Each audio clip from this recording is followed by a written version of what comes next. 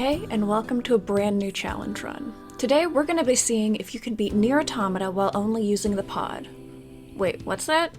That exact challenge run has already been done in a fantastic video by YouTuber Ty Tyler a couple years ago? Well, shit.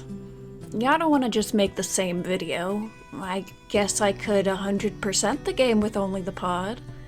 Yeah, let's do that. Really show off what this thing can do against everything the game has to offer. So let's talk rules. They're simple. I can only damage enemies using the pod. For those of you who haven't played this game, the pod is the little floating robot buddy here who acts as a gun with infinite ammo. There are a few different pods that you can swap between for different gun types, and a bunch of different pod programs that are special attacks the pods can do, in addition to a pod-based counterattack that does heavy damage. As for the 100% criteria, it's exactly what it sounds like. Do everything. If it's tracked in the in-game menu, I'll be completing it. I'm going to be getting all 26 endings, completing all side quests, obtaining and fully upgrading all weapons, pods, and pod programs, and doing all of the fishing nonsense. Additionally, I'll be doing all of this on hard mode. This makes enemies deal more damage and prevents me from using the lock-on feature for the guns. With all that out of the way, let's get into the game. One very annoying thing right out of the gate is that there's no saving for the first hour of the game. If I die at any point before reaching the Yorha orbital base, I have to completely restart the game. The footage here is from my eventual successful run, not my first one. The first bit of the level is essentially just Space Invaders but anime. When I do actually get to play as 2B and not the legally distinct 4th gen Armored Core, the game tries to make me learn melee combat. Heavy emphasis on the word tries, because I can just start blasting. The pod is supposed to be a secondary weapon to deal a little extra damage between going absolutely ham with your swords, so it doesn't do a whole lot of damage. It does scale with the player's level, but basically every fight against standard enemies just comes down to running around in circles for a couple minutes, slowly chipping away at their health. While I'm slowly chugging away at these guys, let's talk video structure. Nier Automata is a pretty big game. We've got a lot of content to get through. To keep things organized for my sake and yours, I'm going to be splitting things up into sections. We'll start by going over the main 3 routes in the game, where we'll talk about most of the game mechanics, combat strategies, interesting encounters, and of course bosses. Then I'll quickly go through all the goofy little endings you can get by doing random shit during the main story. Then I'll go through the collectathon, which will contain things like getting and upgrading weapons, archives, and fishing. Then I'll wrap things up with a run-through of the side quests. Of course, there's going to be some overlap between these categories, but I figure going through stuff like this, instead of trying to do things chronologically, will make for a much nicer video to get through. This will also mean that you're going to see some jumping around in levels and equipped gear, since I occasionally took breaks while playing through the main story to work on other stuff. I take absolutely zero responsibility for Cutscene 2B. She is an entirely separate entity who has not been informed of the rules of this challenge run. The first boss fight of the run, if you can even call it that, is against this constriction digger arm thing. Just run away and keep shooting. You can chain an infinite amount of dodges, so with some decent timing, you won't take damage, even if you get smushed into a corner. Roughly 2/3 of the way through the fight, I gain access to my first pod program, a giant laser beam, which speeds things up a bit and I'll be using for the majority of the run.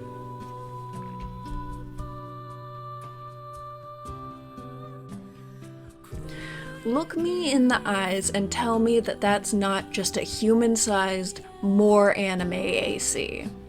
2B pilots white glint and I will die on this hill. A bit deeper into this factory, we're introduced to armored enemies. These guys can't be damaged by normal pod bullets. Luckily, they can be either knocked down, damaged, or have their armor blown off by the pod program or the counterattack. So they aren't a run killer. They are very annoying to deal with though, particularly the big guys, because whether or not an attack destroys their shield seems to be based entirely on random chance. Now time for the first real boss fight of the run. The first phase is more or less the same as the first Constructor Digger Arm fight we did earlier. But now there are 2 of them. Just keep shooting and dodging until they get to about half health, when it's revealed that these arms belong to an arms fort. A very angry arms fort. Since the camera's stuck facing forward for phase 2, dealing damage is just a matter of holding down the fire button and watching the health bar slowly drain, while dodging out of the way of the big arm swings. Our buddy 9S joins us to do additional damage from his AC. We don't have any control over 9S now, but once we do, I'll be setting him as a passive observer, so we won't be able to just use 9S to bypass the rules of the run. Fairly shortly into the fight, 9S hacks into the arms fort and knocks it down a peg, getting knocked around himself in the process. We go check on him, then take his AC and shoot the boss some more, but this time in the air. By just circle strafing the boss, I was able to avoid most of its attacks.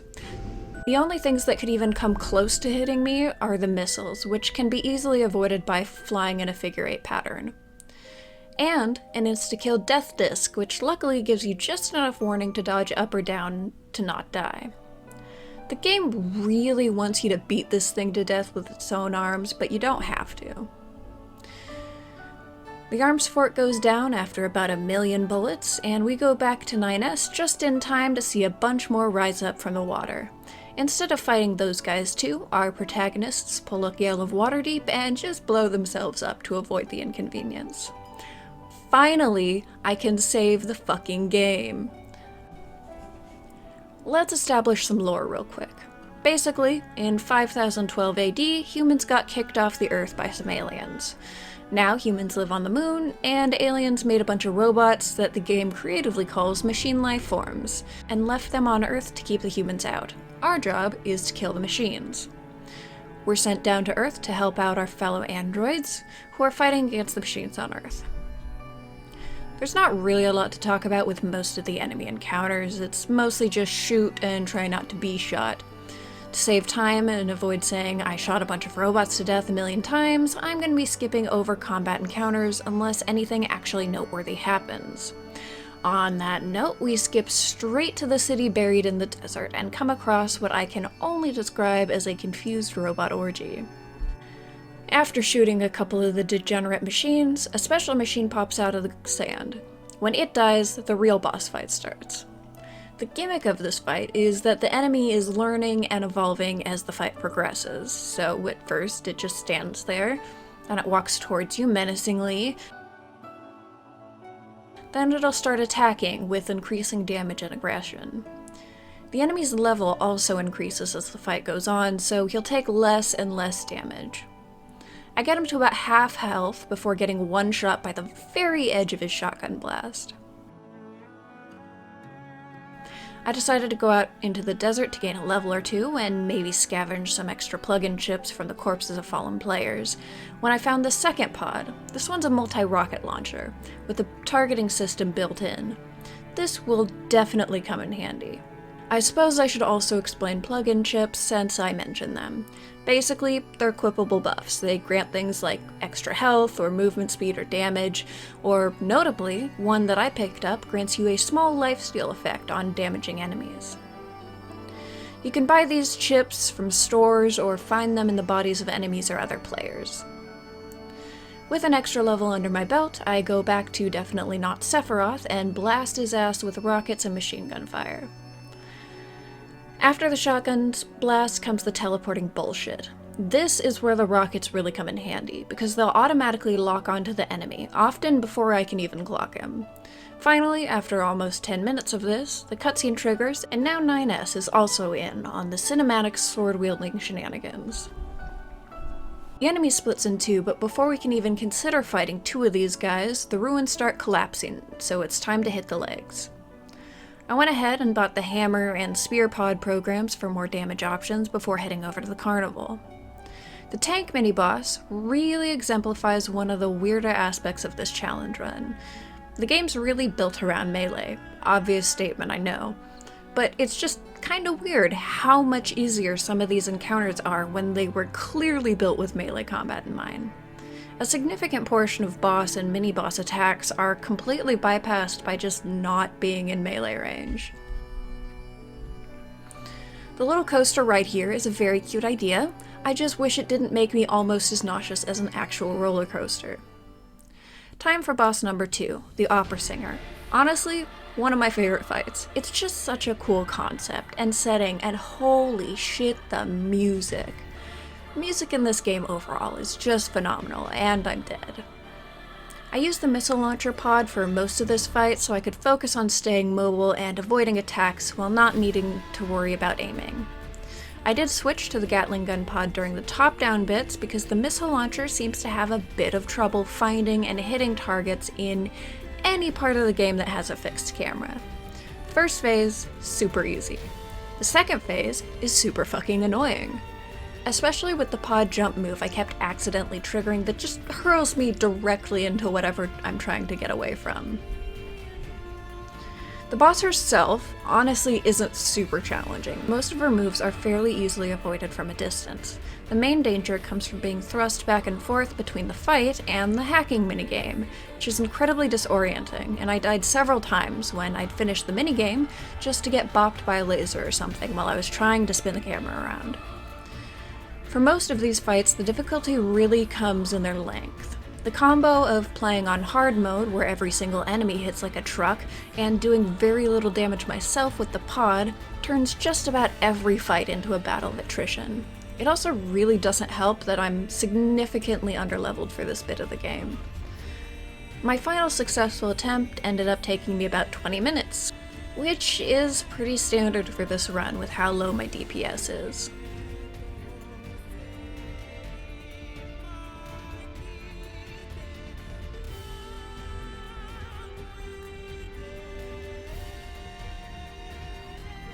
The opera singer down, we can exit the area to find a machine who's grateful we took out their boss and leads us to Pascal's village. Another hub area like the resistance base, but this time run by friendly machines. The next chunk of the game is basically just running errands for Pascal and an enemy. Really the only thing worth saying is that I did go ahead and buy the rest of the available pod programs and some extra plug-in chip storage from the resistance base. After finishing up the errands, we can hear a bunch of shit blow up in the distance and get told to investigate. A whole lot of arms forts have landed in the ruined city. Cue a rehash of the same boss fight from the beginning of the game. From here on out, I won't be talking about flight unit combat because it's no different from playing the game normally. The flight units use pods by default, and all the enemies in these sections are scaled to the player's level, so the challenge doesn't affect these bits at all. The next important fight is the one against Adam and Eve in the crashed alien ship. Turns out the aliens are dead, and these two dweebs are effectively the gods of the machine race. This fight is less a fight and more a time trial. You just have to survive while Adam talks at you, which is easier said than done when you get one shot from every one of their many ranged attacks. After taking a bit to get some more levels, I come back and eventually deal with the twins. While 2B fights Adam along the outer ring of the arena, 9S fights Eve along the inner one. One very annoying thing is that you can get hit by both Adam and Eve, despite only Adam being aggroed onto you. But since I don't die in a single hit, survival's just a matter of some well-timed dodges, some healing items, and not standing directly next to Eve. And now we've unlocked fast travel. So we pop back to the bunker to report the events that have happened thus far, and get sent to spy on Pascal. Pascal tells us about a machine kingdom out in the forest. We go to check it out and have our first encounter with Emile. The castle itself actually presents a bit of a challenge. Not because it has challenging enemies or anything like that. No, it's challenging because it turns into a 2D side-scroller, and the game really doesn't seem to want to be played like that. The pod attacks are noticeably less accurate here, and enemy behavior off-screen is broken at the best of times. Despite how nice and cinematic they look, I honestly kind of hate the fixed camera position segments of this game, because they have a tendency to come out of nowhere and be noticeably jank to control. The A2 fight takes me a couple tries, but her moveset isn't really anything to write home about. Just focus on dodging away from her standard melee attacks, trying to make space for a pod program attack when available, and jump up and to the side whenever she goes off screen. We don't even have a full fight with her yet, because she yeets herself out of a window when she gets down to about half health. After some chats with various NPCs, we're sent off to the last biome of the game, the Flooded City. The first thing I do upon arrival is fish up the third and final pod from the ocean. This one shoots out a laser that passes through enemies to hit everything in a straight line. This will be useful for trivializing both shielded enemies and large groups of enemies, which is most encounters. There's some missiles filled with supplies being sent up to the human stronghold on the moon, and our job is to provide aerial support as the missile launching ship is being attacked. There's a very cool cinematic boss fight with a giant robot sea serpent here that I will not be talking about at all because it is entirely fought with the flight units and therefore is not affected by the challenge. We quickly hop back to the Resistance camp to get a fancy scanner, then head back to the Flooded City. The scanner reveals hidden items, mostly crafting materials and quest items, but also the occasional weapon. I used that to try to track down 9S, who got blasted off like Team Rocket in that last fight I skipped over. Scanner leads us deep underground, going from caves to this weird stark white geometric cityscape.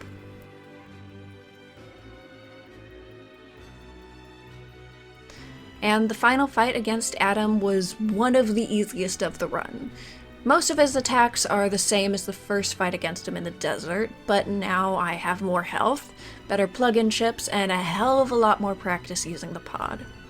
Adam isn't particularly aggressive from a distance. He mostly just chucks stuff at you, or teleports near you slow enough that you can be on the opposite side of the arena before he actually attacks.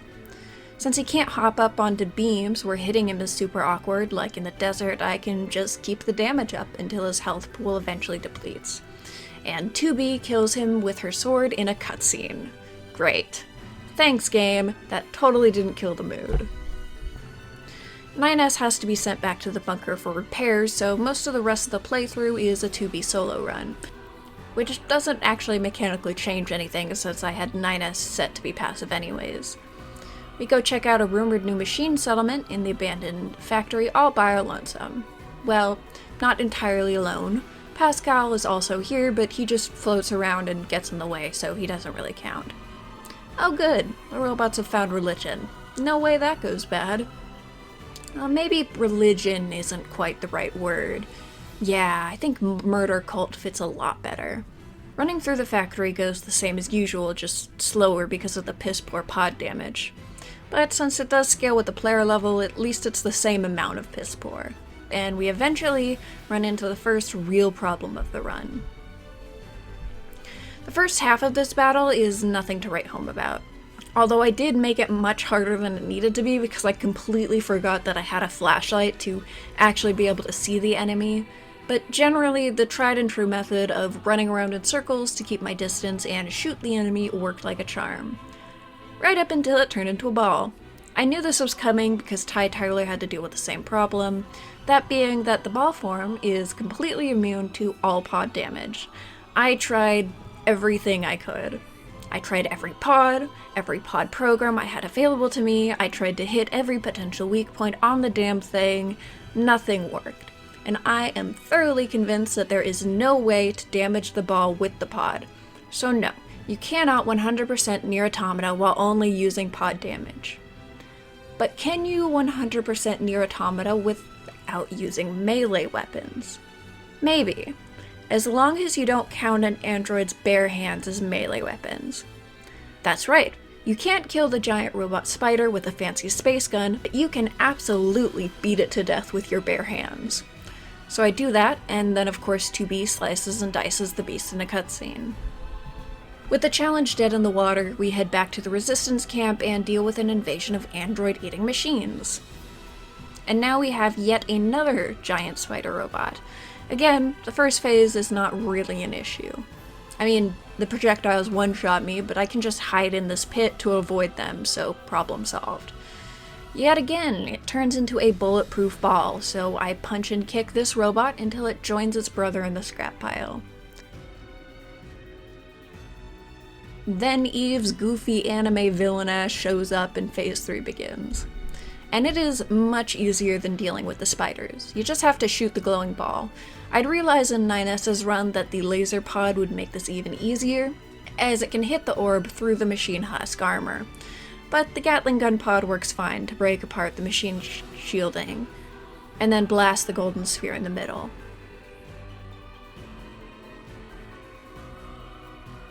Then we head in the general direction of Pascal's village and fight phase 3 again, cause why not? Eve's final fight is by far the easiest in the game. The AI kinda breaks when you're not in melee range, and he just walks towards you, menacingly, forever. Seriously, that's literally the only thing he did for the entire fight, with the one exception being where he hops up onto the floating platforms for like 30 seconds, at which points all I had to do was dodge the projectiles he throws until he decides to hop back down, then go back to leisurely walking away from him. After taking down his health bar for the first time, Eve fully regenerates, and then you just have to survive until 9S hacks into him.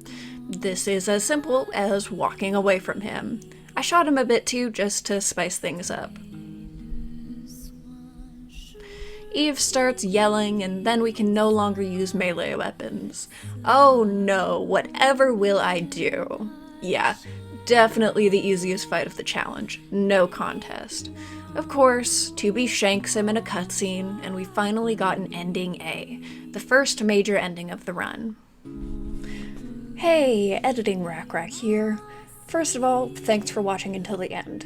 So, turns out 100%ing this game is a much more long and tedious process than I thought it'd be. I mean, 15 hours of staring at pawns long and tedious. So, to maintain something at least vaguely resembling an upload schedule, I'm going to be posting this run in 3 separate parts, with the next one coming out in a week or 2. So, thanks again for sticking around till the end, and subscribe if you want to be notified when part 2 drops. Okay, thanks, bye!